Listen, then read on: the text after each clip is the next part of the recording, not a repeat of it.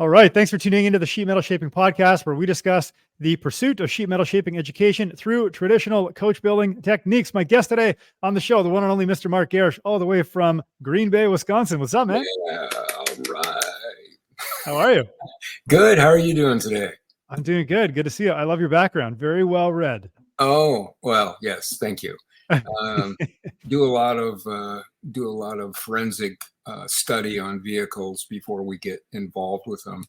Nice. I've been doing this now for 43 years. Yeah. And you obviously don't know everything, and boy, it kicks you in the butt sometimes. And then teaching it, you're expected to know it all. That's right. But there are some times that you get thrown in a loop.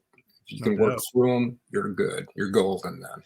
Well, the point for today's show is obviously to educate the listeners on all the things that you've acquired over these past 43 years. And what I think we should do is I think we should talk about the steps to metal shaping. Like when are you a beginner? What does that mean? When are you intermediate? What does that mean? And when are you advanced and extremely proficient at your craft? Let's take the listeners from A to Z on what all of those mean and what each graduation actually holds for the individual and the craftsman. So tell the folks a little bit about yourself. Let's start there. I'm 64 years old. I've been doing this now for 43 years, and I decided about 8 years ago to pass on the knowledge and open a school. So AAMS is the American Academy for Metal Shaping, and doing well with that. I've gone from a lot of in-person classes to classes that we do online, where I might be sent a project to work on, like right now, just finishing on a project for some people out of Texas that is, it's just finishing 2 years with that project with them. It's a 275 GTS NART spyder 67, and kind of like Kyle's vehicle that he was talking about, but this one's pretty much exact to what the 67 NART spyder was. There was only 10 of those, and so a lot of it is built from measurements of the GTB, which they all started as a coupe, and then pictures, measurements, conversations. Yeah. Not a lot in the books of what I need, other than maybe a profile shot or something like that. I always find it fascinating how people can take photos and take images, scale them, recreate them. They take an ISO shot, or they take one of the front grill and they go, okay, how does this tie into the side profile? And I've got a top down shot. And this was an image from the racetrack years ago. Somebody took up in the bleachers, and, you package that together and boom, out comes a car years later. Yeah. Sometimes it's faster. Sometimes it's a lot slower, but generally 2 years is a turnaround on something that, you're going to build. Now, when you're teaching it online, it goes slower because, everybody wants to ask questions, which they should, about how to go about some area that you're working in, or how to do something that relates to that area. So I'm not actually going backwards, taking pieces, and putting them on the bench and doing them that way. This is the construction of a full vehicle, and it very, very much represents the original 275 NART spyder 67, and it is using a 550 Maranello motor, transaxle, and suspension. So cool. It's actually titled as that Maranello.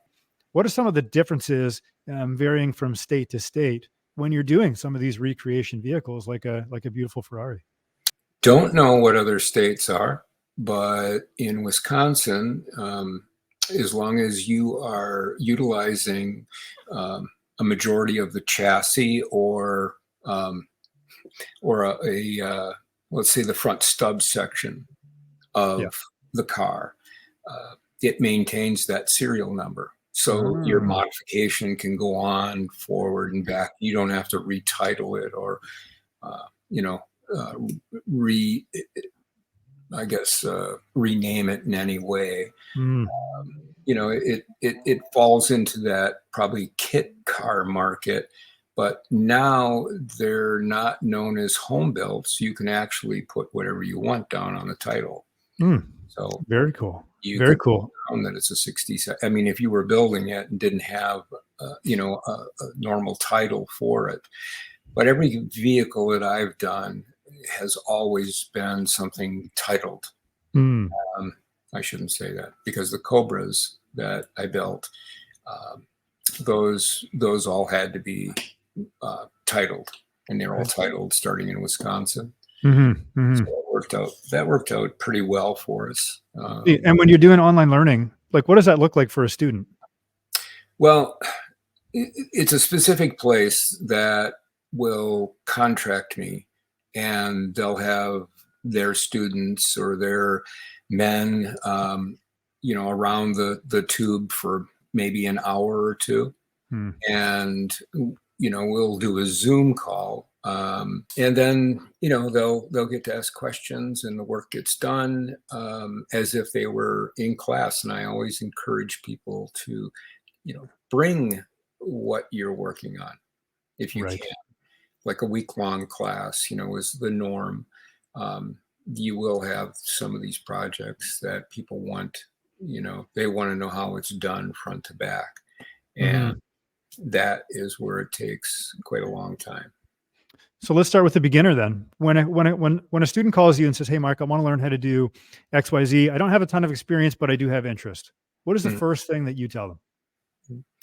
It's you have to condition yourself for the fact that it is going to be a lot of work mentally and physically, and you need to get a grasp or a handle on the tools that you will be using, and then you know, their function and how to progress with them.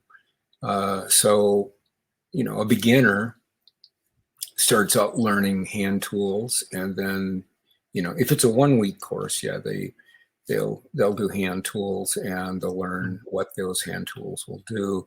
They learn a little bit about you know, taking patterns, making patterns, cutting out sheet metal, where you would section a vehicle part that you're doing, like how many pieces would it be in.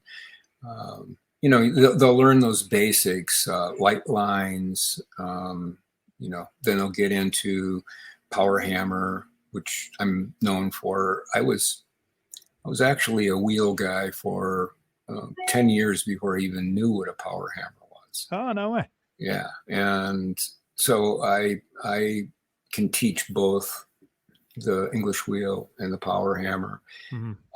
I used to have a craft former a while ago, and, you know, I would have everything set in like a circular area, you know, and in that area I'd have the main focus would be the vehicle or the project we're working on at the time, and all the tools would be around it. And that way you were able to just go from one tool to the next. I would mix and match tools, processes, which is not normally something you would do if you're, you know, if you're from England and you're doing it the proper English way. It's using a sandbag, a hammer, mallet to shrink, and then it's the English wheel. Right. And, you know, that's how it's done. Well, I might use the English wheel and go ahead and use, you know, the power hammer to shrink up. It all depends. If it's going to be a polished part, you know, there's so many variables in it that you really need to understand what is it you want for the end result, because that really tells you how you're going to shape it. Power hammer, when you're doing shrinking, it can leave some gathering marks, not marks that you would feel, but you'll see the stress marks, not stress marks. You'll see the bunching marks in the metal. So when you polish it, you may see some of that. So you have to be careful how you're approaching it, depending on what, you know, what the vehicle is, and that gets into the time you have. To me, you know, English wheeling is kind of like golfing. You know, it's somebody who's got a lot of time on their hands, and you know, they want to play that perfect game. Where a power hammer is just get in and you can just blast through metal so fast. I mean, and you can make multiple pieces at one time, you know, just by stacking the metal and hammering it. You know, it's just, it's mind blowing. So getting back to, you know, what does a person do when they first come in, you know, they'll make something small, like, you know, like a lampshade out of metal or something like that. And they'll work a little bit with clay. So they get a little well-rounded feel of it. Next time they would come in, let's say they have some equipment at home and they are progressing and to the point where now they have questions that make sense, you know, to somebody who, you know, has done it, who has been there. And not that they're stupid questions at all in the beginning. It's just, if you're unaware, you don't know what questions to ask. And being a mind reader, you know, it begins to be a little bit of, you know, what is it you would like to do? And then I try to tailor that class, which are all one-on-one, by the way. I tailor that class to that person and what their goal is. You know, it's hard to accomplish a lot in 1 week, but when you get done with a week with me, you have an extremely good understanding of how it all works, how it comes together.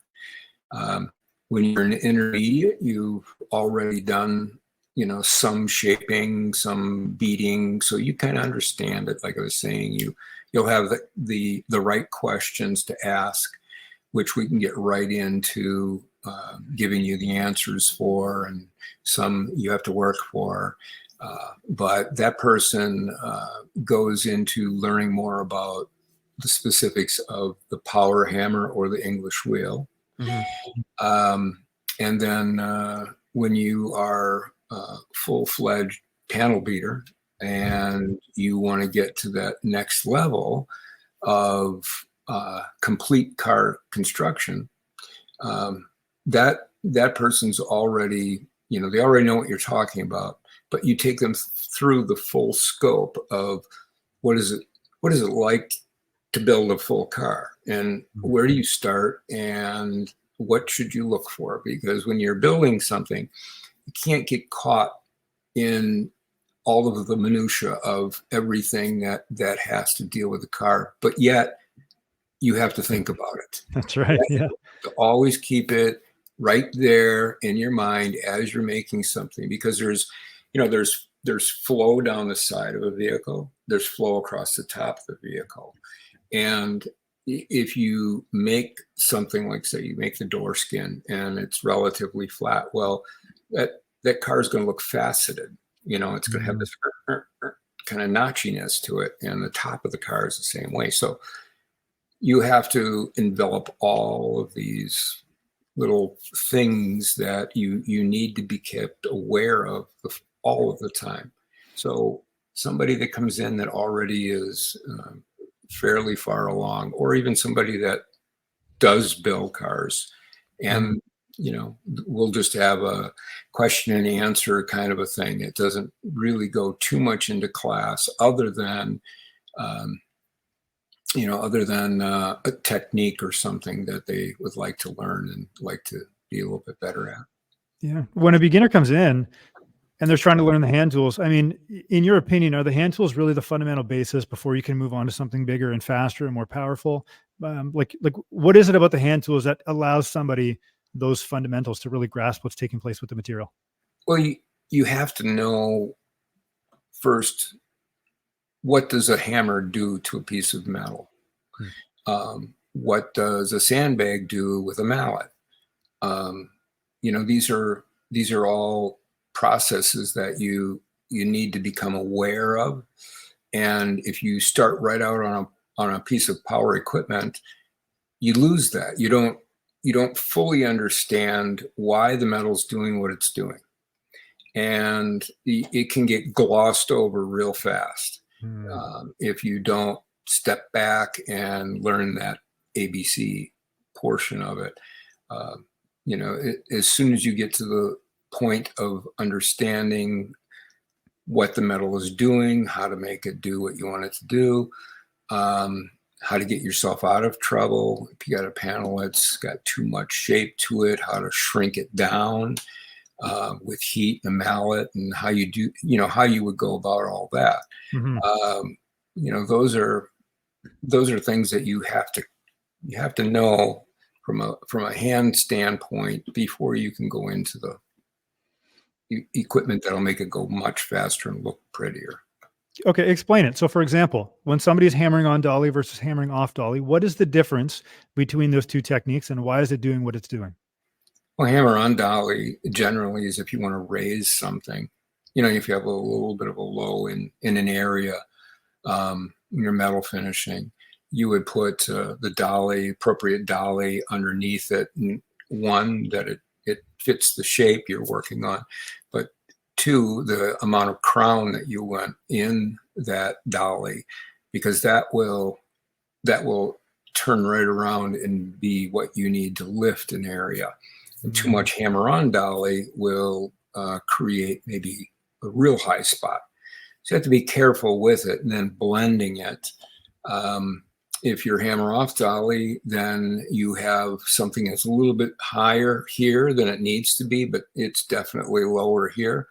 And you just reverse it. You push that dolly up underneath your low spot, and you tap along on the high spot, moving it over. I'm not talking like, 3 feet away from it. Just, you're usually like within, 8 inches of it. And you can move the metal back and forth that way. Okay. So hammering on dolly for the listeners would be, thinning the material and adding crown, and hammering off would be more moving it around. Yeah. And again, it all depends. Now, if you want to planish something, hammer on actually is a slapper. You'd use, and Ron Corvell makes some fantastic slappers that I use. I have slappers from different places in the world that I've been, and I'll try to find a little bit of a tool when I'm in some indigenous to their area that I'll try to bring back and utilize in what I'm doing. But there you'll want to go with a relatively flat dolly, and then it's just backing it up, and you're slapping along, and you're smoothing an area. You're not trading highs and lows at that point. You're just looking at trying to really make it smooth. When a student comes in to see you, what do you figure the biggest mistake is that they make as somebody who's completely green? What's the biggest mistake that a beginner would make? Well, the understanding or not understanding that the hammer or the power hammer or the Englishwheel do everything.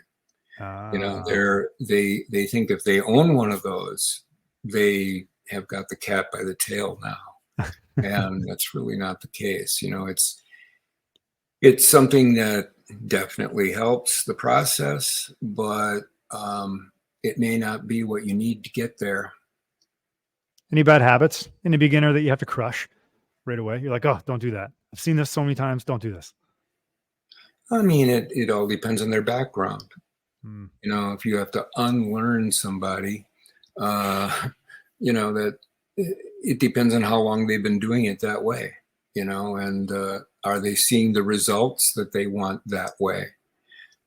Just because I don't do it that way doesn't mean it's the wrong way. So I ask them to explain so that I can see where they're at. And if it needs to be corrected, I can do that for them. For sure. Do you take a scientific approach, or are you more of like a hands-on visual, this is what's taking place? Yeah, it's mostly all classroom. Very little book. I think you sign your name to some paperwork, and that concludes the book portion. but examples are always, they're always better in your mind if you've done them, so you'll let a person do that piece, and then you'll talk about the result of it and maybe how to make it do something else. As somebody's graduating from a beginner level hand tools up to power machines and equipment, what does that transition look like?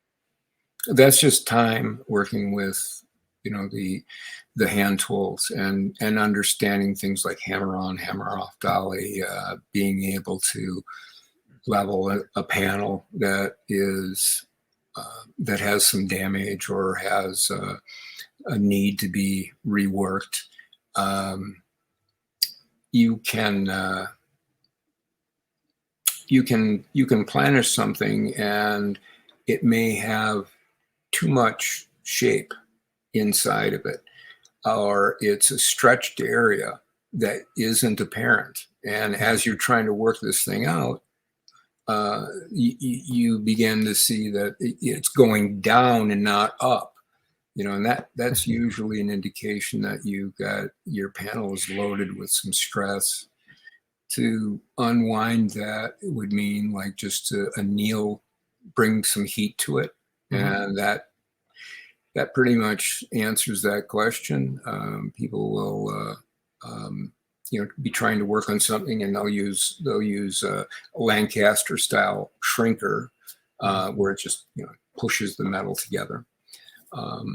They're great used in the appropriate areas, but if you try to use it in a larger panel, like into the panel, you can end up with it unwrapping itself. The thing I like about power hammer over wheel is when somebody's running a wheel, you always can tell what the panel is. It's a front fender. It's a door skin. It's a door skin for a Cobra. It's you can see it. When you're working with a power hammer, it doesn't become evident a lot of times until you have pushed it out, push the form back into it. So you could be doing some shrinking on an edge, adding some lift in another area, and it just looks like you're moving around the panel with no rhyme or reason. But at the end of it, you take this unwound piece and you can just push it right into its position. It's there it is. Yeah. That's pretty cool. That's the cool part about power hammer. You had mentioned the Lancaster style shrinkers unwinding themselves in the middle of a panel. Explain that. What do you mean? Well, like if you start putting heat to an area, if you're welding in an area where you've done a severe amount of, shrinking in the middle with one, all of a sudden your panel will start to move like this, and it's hard to keep your panel put together on the seam where you're trying to tack it, and that, there's a few things going on there. One is that metal doesn't like to be shoved together, like that. Boom. Metal really likes the stack shrink process, or into a bag. Right. But if you stack shrink, you planish out that area, which brings it back into a more of a neutral position, like the panel thinks it was born that way instead of being flat. It's floppy. And when somebody's doing it with the Englishwheel in a linear fashion, now you have something that has tension. Like you can hold the hood of a Cobra is, like 4 feet long.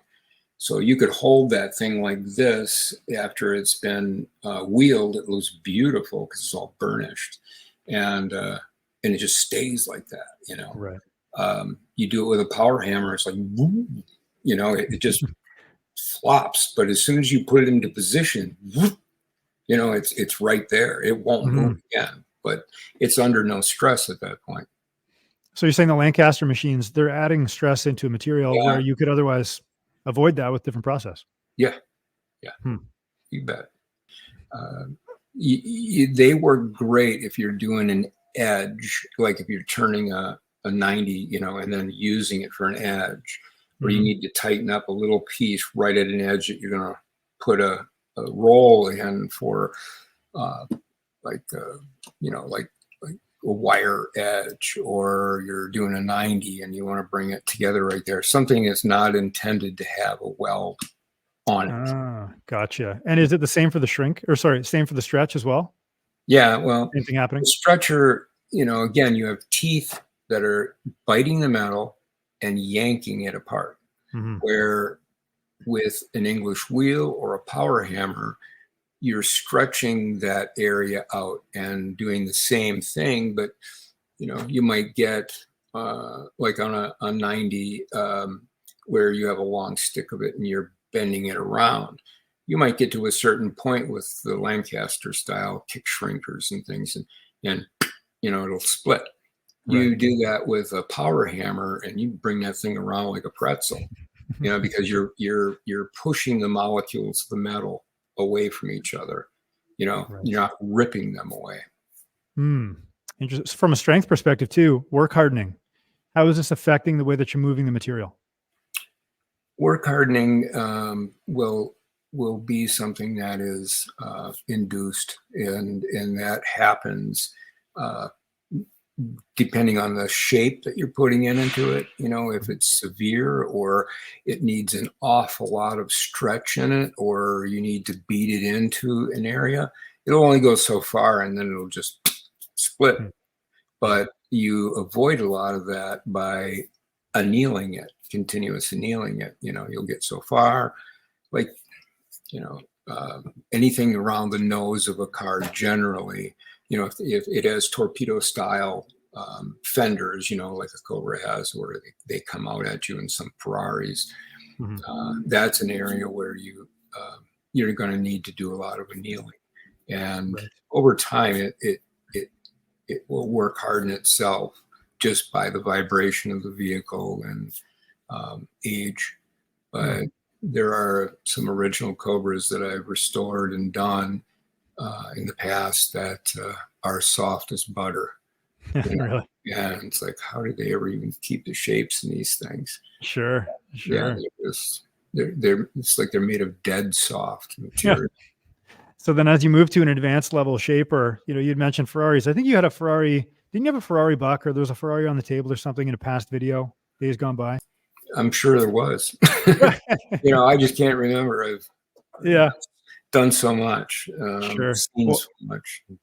You guys are definitely doing Cobras. I've seen a few videos of yours with the Cobra Buck. You get this beautiful, is it a fiberglass buck in the shop? The Buck is, yes. Yep. It's actually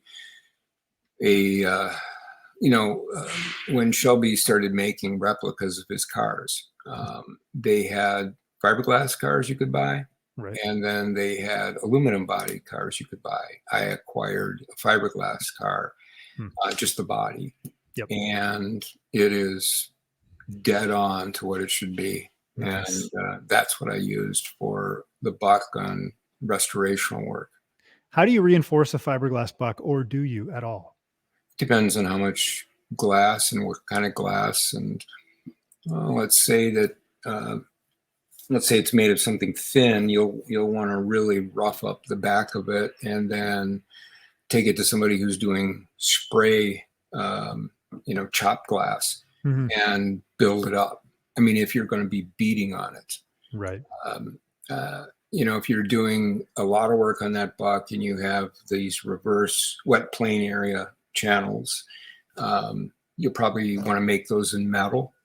And then, those are screwed into the Buck. So you have to relieve the amount of area you're going to make that metal piece out of, so that when you place it in, and it's got to be an exact fit, and when you place it in, it doesn't stick out from the rest of it. Your panel can go right up to it, and you can chase it right in and around. So become a hammer form at that point. You can tap right on it. Yeah. Wow. Interesting. And the fact that you got an original in glass that's like spot on it's pretty impressive. All of the panels that you make can say they've been made from the original Buck. Yeah. It's not the original Buck, but it's an original For the car original car. that looks pretty close. I mean, I saw one of those cars, a 4000 series. I saw one of those cars when I was in Finland that was done, and I thought it was an original car. I mean, it was just like, wow, you're kidding. This is fiberglass. And he said, yeah. I mean, it had just the right amount of wrong to it that made it look like an original Cobra. And I was blown away by that. In your opinion, how close should you make a panel fit to the original to consider it passable or acceptable for the project that you're working on? You know, sometimes you can build off of something that isn't shaped the way it was intended. It doesn't flow right, so you have to change that. You know, none of them were built to look like, you know, one headlight here, the other one here. You know, it happened when they were, you know, when they were building cars, like the Cobras or Ferraris, where they'd have, you know, 6 or 8 people on one car, and they'd all be responsible for one thing, and they don't talk to each other, and they, you know, mine is correct, no, mine's correct, you know, but at the end of the day, they all went on the car and, you know, went down the assembly line. You want to try and be as faithful as you can and as close as you can. Sometimes it's nearly impossible to get the thing to just be like a vacuum form. I'm not saying it's impossible. I'm just saying, you know, you can run into those situations where you've got this gorgeous shape to it, and well, it's not sitting right on the buck. You know, it's maybe a 1/4 of an inch off in a small area, but now you have to look at the flow of it compared to the buck. You know, does it accentuate it, or is it look like it's spot on, you know, on the buck to the part you made? So a lot of times it depends on the panel beater, you know, the guy building that panel, to distinguish it, but probably isn't one of them that was built dead on to the bucks. You know, they're there kind of as a, you know, fitment fixture guideline. You know, this is what it should look like. But it's evident that when they made a lot of the older Ferraris and Cobras, that they were just flying by the seat of their pants. You know, none of them were perfect unless they were somebody's, like Shelby's or, you know, personal vehicle. Then the top guys would all be getting together to make sure that it was spot on. It's amazing. You look back at some of these older cars, and we revere the Ferraris of the 50s and the 60s and the, you know, the Cobras and all this stuff. And we think, oh my gosh, they're the Holy Grail. They're perfect. Really, when you look down and you look at the history, you say, not necessarily so. People would poop themselves if they brought out an original, untouched, because they are so far away from being perfect. And I've seen a lot of them. A lot of the cars that garner huge money and respect, you wouldn't believe it's the same car. You know, a restoration, like a Pebble Beach standard restoration, you know, they might get a little overspray on something. Ooh, that's, you know, they had here's the pictures, they had that on there. Okay. But it doesn't have all the waves in it that the original did. It you know, things aren't ill-fitted like the original. You know, so we have the illusion of that car being a piece of perfection, you know, at $70 million. You know, it's got to be perfect. Well, no, they are not. They are not perfect by any means. They're handmade. And that's kind of that's the unique fascination of a lot of them. But restorers don't hit that mark. They go way beyond, and that car is perfect. You think it was technology back in the day, or do you think it was speed, like a function of economics? Why do you think these cars weren't as perfect as because realistically they could have been, but they weren't? Why is that? Because the guys building them, and like I said, you know, you'd have maybe 4 or 5 people building one car. Mm-hmm. They're each responsible for a fender. They're each responsible, the person does the hood or the doors, deck lid, that things for whatever reason never, not ever, but there are plenty of examples as to where the right hand wasn't talking to the left hand. Yeah. And you definitely saw that in the vehicle, like these 275 GTB Ferraris. My friends at Motion Products in Neenah, they're like they are the top Ferrari restoration in the world. I mean, that includes the Ferrari group that does those cars, restores the cars back to original. These guys win Pebble Beach all the time. They are the best. And people will buy. This is what's crazy is people will buy one of those cars after they've been fully restored by somebody else, and they'll have it completely restored again by these guys, because they win everything. So it's kind of like having perfection. Yeah. What's your opinion on a replica versus an original as a shaper? Well, I mean, it doesn't have the same intrinsic value or pedigree, but it takes just as much time, if not more, because what you're producing is not acceptable if it looks like the original ill-fitting car. It has to be as close to perfect as you can get it. Oh, wow. Yeah, that's true. People want it perfect. If it's not the original, it doesn't have the story, which means it has no excuse. Make it fit. Yeah. And, the amount of cost involved to do a perfect car, that can vary. And it still comes out to be half the amount they get to restore a perfect restoration, where they're taking parts off the car and they're polishing them and painting them and making them function and putting them all back together. Mm-hmm. They're not making that much of the car, but those guys get big money for cars that are restored. I mean, anyone that's restoring. So it at times it far exceeds the value of the vehicle. Restorations do, and that's why the pro street or street touring or resto mods sit really high today, because the bar sits high because they can do so much technology with the car and still have something that represents, the outside of it represents the look of the day.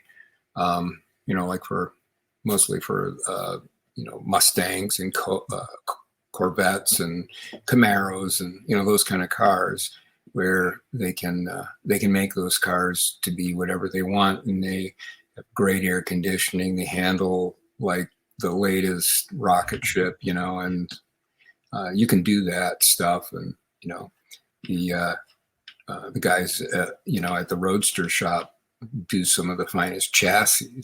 I mean, a lot of us can build chassis, but these guys are super high tech chassis guys, and they'll involve a lot of computer aided design that, we're just trying to make something that represents the original. And maybe we'll go with some thicker metal or a brace here or there that's different. Over the years, you learn the areas that are faulty with, like cowl shake and how to reduce that or get rid of it completely.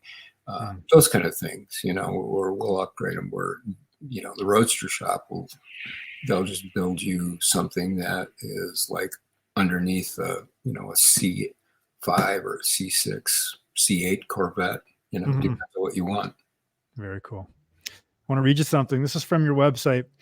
My goal is to make those who come to me better than I ever was on my best day. As we wrap up here, shed some light on that. That's a quote from you. I think that it always meant to me something that was my goal, to be able to express my ability to do metal shaping, and just be absolutely, like, we both make a panel and theirs is just flawlessly beautiful. And I'll tell them that, if somebody does incredible work, I will definitely tell them. A lot of my friends, a lot of metal shaper guys, I'll flat out tell them that they are way better at this than I was, or that I am with what they're doing. I mean, I just want to make other people that want to learn this aware of what it takes, and that they can be better than their master. Then that's the idea. This has been so much fun. Big takeaway from the show today, from this side of the mic, is just knowing the depth. The fact that, all those books behind you are research for cars that you've either worked on or worked for, or, whether you're doing it in person or online. I mean, it's incredible. I mean, I've never heard of anybody doing this online, type of work like you're doing. That's amazing. That's spectacular. And the fact that you can bring in students and you can show them all the stuff that and make them better than you, like that's that's a feather in your cap. So from me to you, thank you so much for being here. How can people find out more about you and your classes that you're running? You can look us up on the website at aametalshaping.com.